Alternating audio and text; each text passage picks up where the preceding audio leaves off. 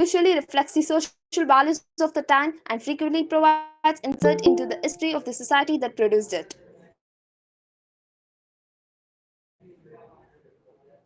Today, we have a vibrant keynote speaker, Dr. Beena Thomas, Associate Professor, Department of English, Chevalier T.Thomas, Elizabeth College for Women, Chennai. Welcome you, ma'am.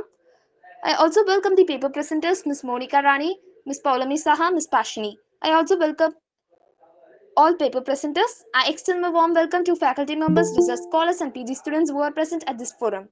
I deem it an honor to introduce our keynote speaker, Dr. Beena Thomas. Dr. Beena Thomas is the Head and Associate Professor of Department of English, T.Thomas, Elizabeth College for Women, Chennai. Ma'am is the chairperson for the Board of Studies UG English and a member Board of Studies PG English. She also serves as a Senior Administrative Officer.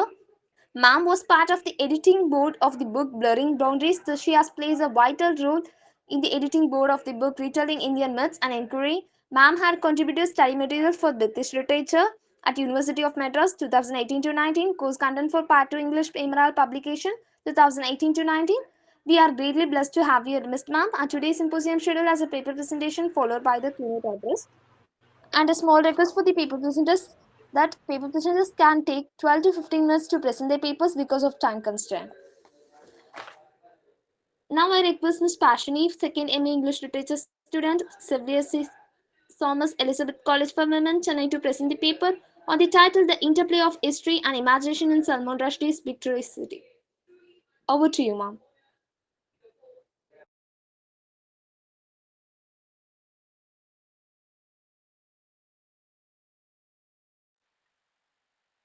Good evening. Am I audible? Yes, yes. Thank you.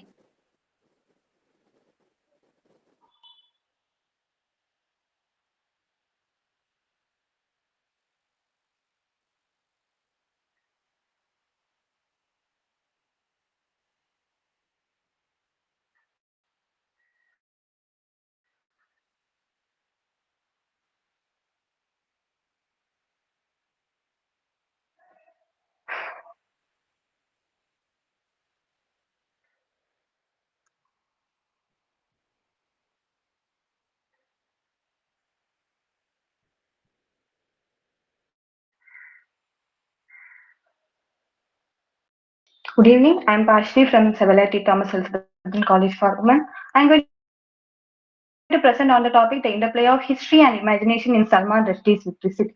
So the novel depicts the history of Vijayanagara Empire through the historical woman character Ganga Devi in a fictitious way. So this analysis dwells into the extent to which the history is revealed in Victory City, emphasizing Rushdie's literary reinvention technique. Through this approach, he can modify the reinvented story theme's character based on his regression and the intended audience. So Rushdie has studied history for a long period, and so this became a trademark for him. So Rushdie's novels are history-made intervention as they parody public myth, and magical realism is a base on which they are erected.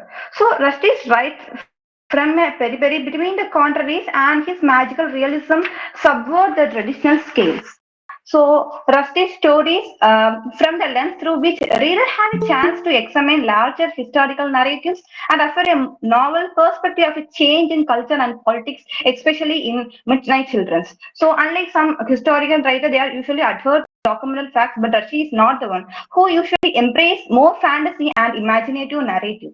So his motto seems to be use fiction as a lens to explore deeper truth and perspective in historical context. By adding a magical element to the story, he adds layer of metaphor and symbolism, allowing the reader to engage with historical themes in more deep down and thought-provoking way. So, history and fiction are human creation, according to Rushdie. They are written with prejudice, pride, and obsession by historian, but for him, it is a combination of history and fiction.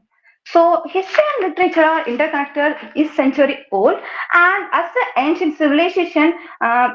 Used written record to record both historical events as well as cultural stories. So here, at the intersection of literature and history, history fiction blends real event with fantasy stories.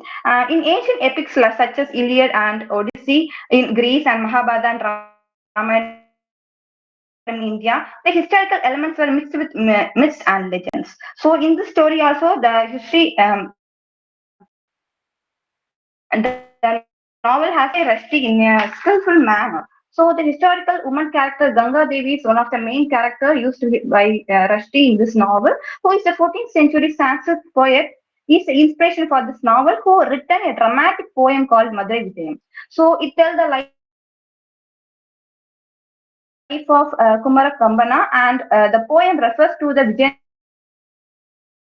Empire during the reign of Chennai. So this is a type of work that Rushdie get inspired from, and they trip a decade ago to a city of Hampi in southern India, where the ruin of ancient Vijayanagar Empire once should have become the capital for this novel.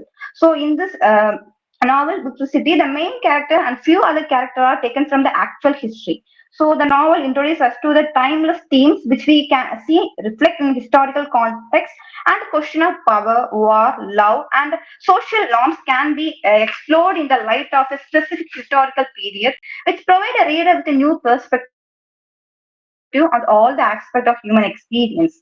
So the novel examines its past through a modern lens, dealing with issues that are of relevance to today's concern. So Victory City is a starting point for the readers who will be able to become accustomed with history in convenient and easy and narrative have been mixed up together, which is based on from the epic.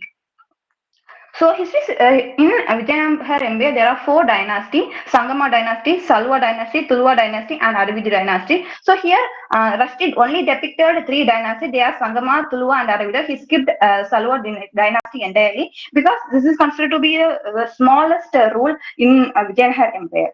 So here the narration starts with Sangama dynasty. Here we vividly depicts the use of Hukka, Bukka, and Harihara too. And then Tulwa dynasty, he skillfully wove in characters such as Veera Narasimha, Krishna Devaraya, Achyuta Deva, Tirumala Deva, and Tirumali, adding a depth to the historical context. So as the story unfolds through the Aravidu dynasty, the author portray of Alya Ramaraya, who is considered to be the king of Aravidu dynasty, and his decline is considered to be the end of Vijayanagar Empire. So here Rushdie brings the history of Vijayanagar Empire from its emergence to falls. So he starts from the Kambilaraya fall and the mass suicide of women. Then he described the last defeat of Hoysala Empire that began the emergence of Vijayanagar Empire. So he also showcased Hukka, Bukka as the founder of Vijayanagar Empire, as well as he moved on to deliberately eliminate Bukka's son Hamba in this narration, and he made his second son as a ruler, and he then skipped Salwa dynasty and entered into the Tulwa dynasty. In the dynasty, he mainly focused on Krishna Devaraya and his son and daughter. But they are depicted as cities without any change. And after Krishna Devaraya, his brother Achyuta Devaraya became king, and in the period, the recapturing of Rajput take place by Adil Shah. After Tirumala Devaraya, Alya Rama Raya take over the throne, and his fall is considered to be the decline of Vijayanagar Empire. So in Vijayanagar Empire, there are three main people who are in very focused by Rushdie in this novel. They are Domingo Fais, Piano Nunes, and Domingo Fais, Piano Nunes, is a traveler, and he is the one who documented the grandeur of Hampi and efficient administration, vibrant travel perspective on the empire's flourishing civilization in 16th century. Then the Fernando Nuis is another Portugal chronicler, also aspect of the empire. And third one is Niccolo di Conti. He is an Venetian merchant. He left account of travels of Niccolo Conti. So here Rushdie made a blend in names. He just blended two names and depict as one, like Domingo Fais, Fernando Nuis, and is collaborated and done as Domingo Nuis and Fernando Fais. There's a mix in the names. And then coming to the role of women in Vijayanagar Empire. So the Vijayanagar Empire women were involved in administration, politics, and social life. administration, art, culture, patronage, religious activity, announcements, pursuit, education, military support, and social philanthropy. So their role is very diverse and ranging from governance to contributing to the cultural and economic prosperity of the empire. So during the Vijayanagar Empire, women generally had limited access to formal education. The social norm of the time restricted the education opportunities for the women with a focus on the male education. So this also the main theme that is depicted in this novel. Character Ganga seems to stay under guidance. So the narration takes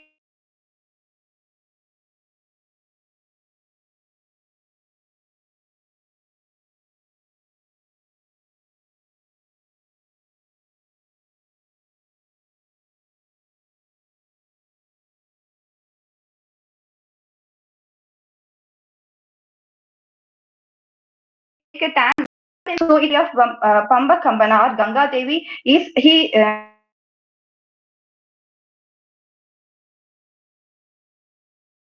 to write this long narrative poem, Madhura Vijayan, and she has women especially because she used his power to bring reform to women like education, eradicating women mass suicide, and ask women role. And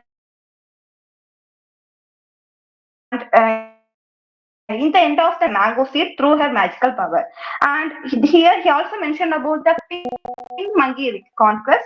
Actually, here Rushdie allegorizes the British conquest through pink monkey. The pink monkey are considered to be the British people. They are initially good to the native people, but later they started to conquer the land. Like here also, the pink monkey is initially good to native people, but later they started to conquer the forest. So the Ganga Devi and the goddesses of forest start to fight against the pink monkey and won the battle. So that narration about the pink monkey is very important in this in Ganga Devi as well as the Rushdie's novel. Coming to reinvention, Kishkinda is known as Mangi Kingdom. It is the capital of Hampi, and Rushdie weave a tale using here Mangi. Actually, according to oral tradition, Vijayanagar site is believed to be Kishkinda, and the Mangi Kingdom where the episode of one chapter of Ramayana took place. So, in the historical record, Ganga Devi is also another thing is the Ganga Devi is recognized as the wife of Kumara Kambana. But in the novel, Rushdie take a fictional turn and portray her as a spouse of Bukka and Bukka. Similarly, while Krishna Deva Daya documented wives were Tirumala Devi and Chinnamma Devi, but here again Rushdie made a difference in this novel. Um, and by using the meta narrative technique, Rushdie will tell readers that how he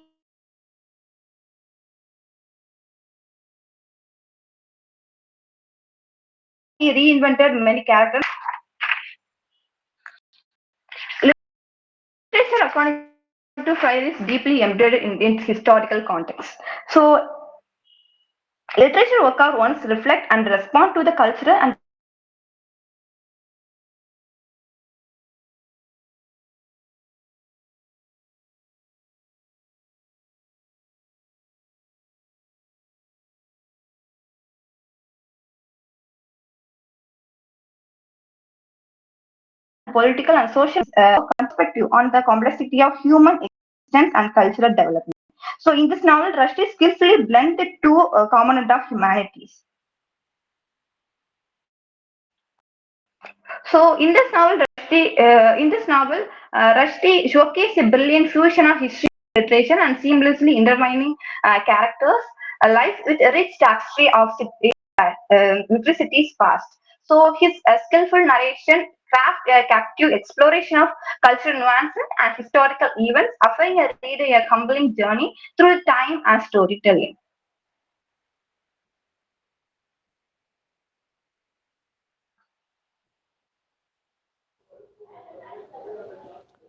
Thank Thank you. you, ma'am. Next, Ms. Monika Rani, Junior Research Fellow, Department of English Studies, Central University of Jharkhand, to present the paper on the title Voices Manipulated and Forgotten Historical Perspectives on the Bangladesh Liberation War. Over to you, ma'am. Good evening, everyone. I will just share my screen.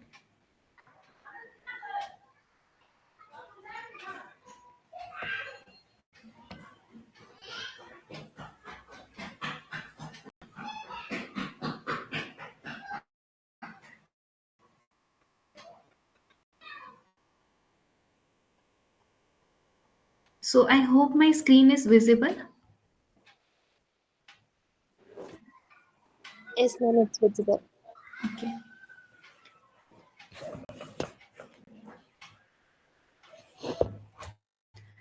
So the topic for my today's presentation is voices manipulated and forgotten, historical perspectives on the Bangladesh Liberation War.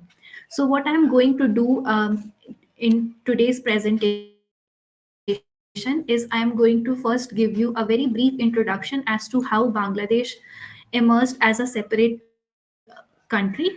I will give you also give you a brief historical context as to what happened after the partition of the Indian subcontinent into two dominions, that is Pakistan and India. So, what exactly happened that Bangladesh had to form its own country after its own country in 1971? Then I'm also going to provide three different contexts or three different perspectives of the Bangladesh liberation war, that is Bangladesh, Pakistan, and India had a major role to play in this liberation war. So naturally, three different perspectives or three different versions of history emerges out of the Bangladesh liberation war, which I'll talk about. So let us first get into the introduction. So as you can see, as it is quite visible on the screen, and exactly what happened in 1947, Bangladesh formed its own nation, that is India, Pakistan, and Bangladesh. My primary objective in today's presentation is to explain what happened in 1947 between India and Pakistan. So as you can see, India forms a separate nation and Pakistan. And in 1971, when Bangladesh forms its own nation, that is East Pakistan, that you see on this map, when it emerges as a its own as a new nation. So that is why what is typically said about this whole liberation war is that it finally three children of the partition of the Indian subcontinent had emerged. That is India, Pakistan, and Bangladesh. My primary objective in today's presentation is to decenter the role of India, Bangladesh, and Pakistan. So there is a stereotype that has been associated with all these countries that India was the savior, Bangladesh was the victim, and Pakistan was the perpetrator. And this typically emerges from India's history being largely ignorant about the liberation war. In the case of Bangladesh, it is the presence of the liberation war that seems to be the problem. And in Pakistan, it is a completely different matter altogether, where there is a sort of absence, where there is both the presence and absence of the whole war, which problematizes the whole situation. So, coming to the historical context, so pre 1971, what happened is that Bangladesh's history within Pakistan was marked by a very complex interplay of political, economic, and cultural factors, and which contributed to growing tensions and discomfort. Following the partition of British India in 1947, East Bengal became East Pakistan and the part of the newly formed state of Pakistan. So the geographical and cultural differences that was there between East and West Pakistan, which was separated by over 1,000 miles of India, of the Indian territory, it uh, it sort of fueled the problems. So the first problem that I wanted to talk about is the economic disparities. So if you would see on this representation on the screen, is that if we consider the whole of Pakistan to be a if the whole of Pakistan was the or the dominion of Pakistan comprised of both West Pakistan and East Pakistan, and on the screen the landmass that is there of West Pakistan is 85%, whereas in the case of East Pakistan it only had 15% of the total land of Pakistan. So even after that, what seems to be the problem here is the population density. So in the case of West Pakistan, you can see that it is very sparsely populated. And if we go by the numbers, So it almost 85%, almost 15% of the entire population of Pakistan. It lived in the 56% of the land that was available. So East Pakistan is the representation in terms of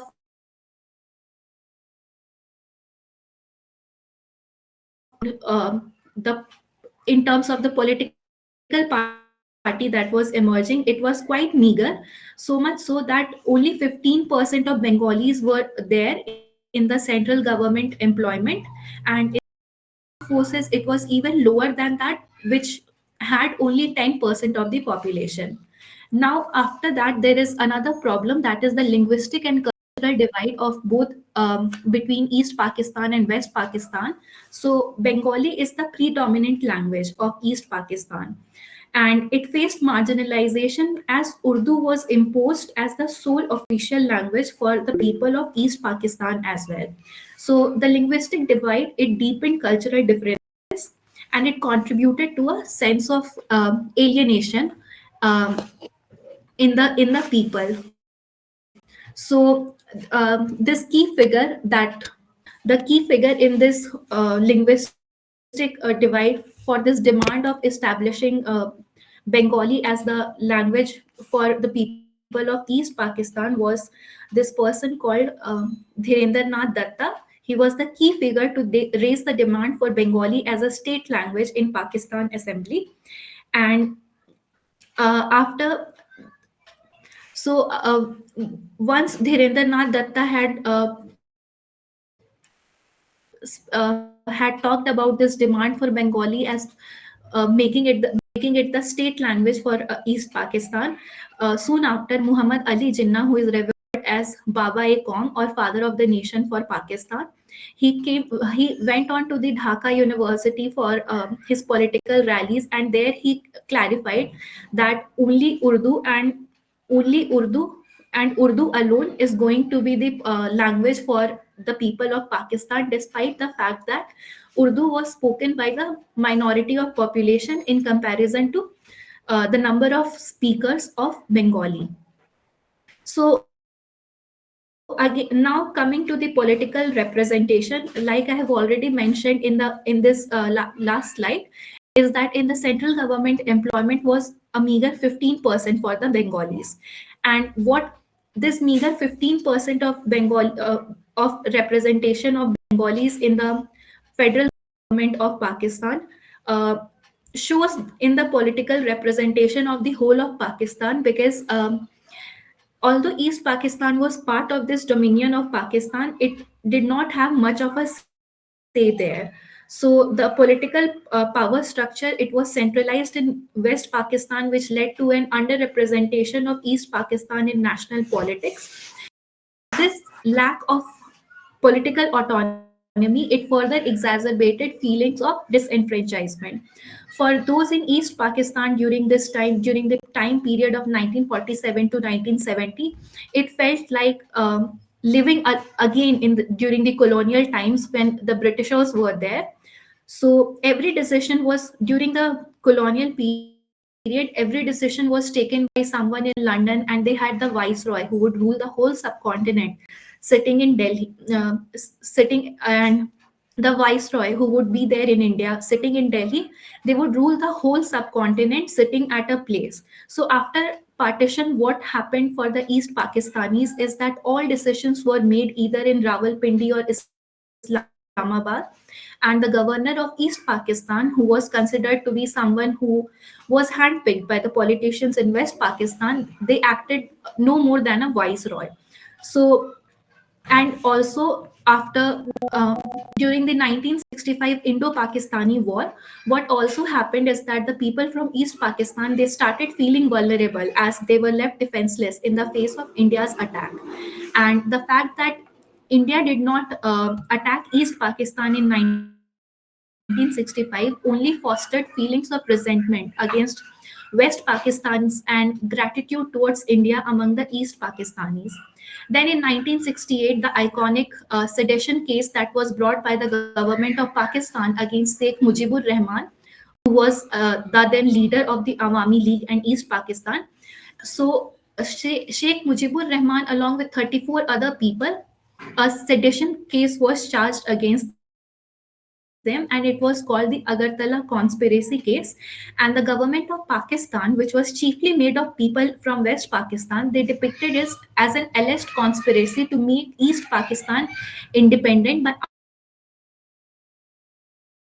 armed uprising. Then there was a Pakistan Act of 1970 which exposed disparities in disaster response efforts. So the perceived negligence in addressing the humanitarian crisis, it heightened resentment in East Pakistan. And according to some estimates, at least 230,000 people had died from the West Pakistani government. So this was the view of about some of the reasons. And then there was a call for autonomy and recognition of Bangladesh. So Pakistan would not have been created with and then there was a call for autonomy and recognition of Bengali as an official language. All of these became rallying points, so much so that the Awami League, led by Sheikh Mujibur Rahman, it played a crucial role in advocating for the rights of East Pakistanis. So as tensions escalated, gradually the Bangladesh Liberation War in 1971 began, which resulted in the establishment of independent nation of Bangladesh. Now there are two mainstream versions of 1971 that I want to focus in today's presentation. The one is the version of before 25th March 1971 that Pakistan has chosen to remember, and another version that is after 25th March that Bangladesh's official history begins, that I want to focus on in today's video. Coming on to Bangladesh's perspective, what is very interesting about Bangladesh is that 1971, the year 1971, it completely eclipses 1947.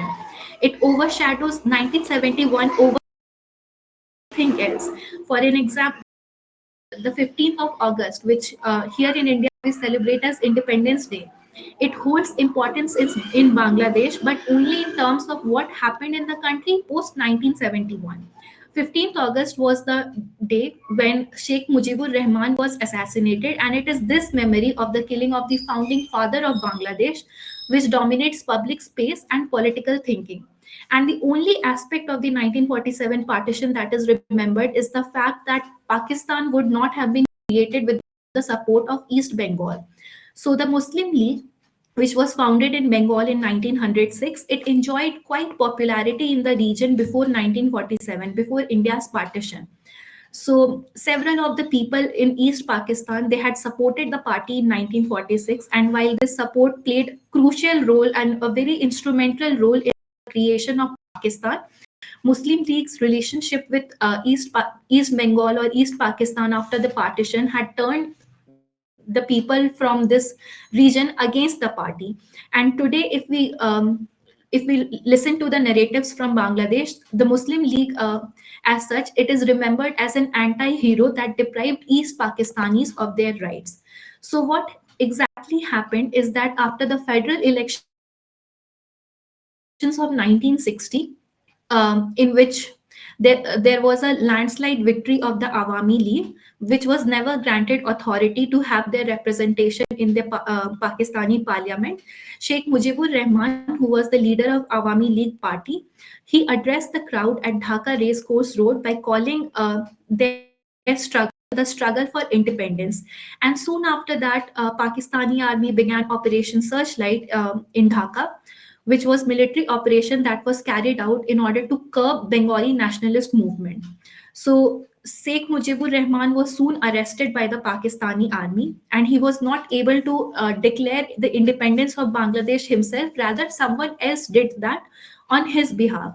But what happens in the present days and what happened after Sheikh Mujibur Rahman's assassination in Bangladesh is that school textbooks published after Sheikh Mujibur Rahman's assassination and under the military regimes of Bangladesh, it does not explicitly mention Pakistan as the enemy. It simply refers to an anonymous army. Moreover, the role of freedom fighters and the slogans such as Joy Bangladesh, and they were Bangladesh Zindabad, which is more like Pakistan Zindabad. So, with the military men in power, the role of military in creating Bangladesh was also accentuated, and while that of civilian forces or the freedom fighters was minimized, and the role played by India's military in the war was also omitted. So, all these steps were taken under President Ziaur rule, which was criticized for undermining the liberation struggle and also for making friends out of enemies. And it reportedly what it those starting in schools between late 1970s and 1980s, they sometimes did not even know that their country had been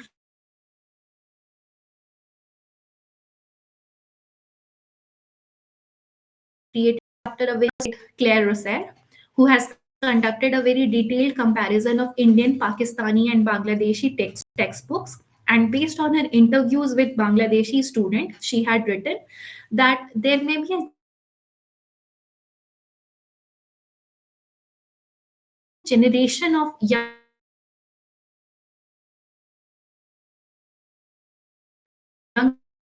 adults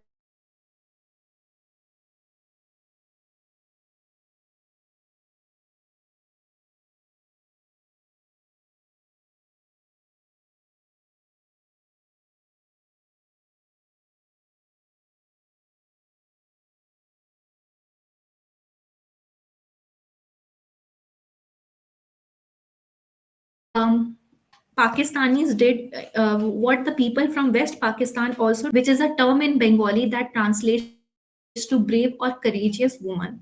It holds a very specific and very specific historical and cultural significance in the context of Bangladesh. So, after the Bangladesh Liberation War, the term was used to refer to all those women who suffered sexual violence, including rape and other forms of abuse during the conflict. And the term was very significant in trying to recognize and acknowledge the trauma and resilience that all these women had endured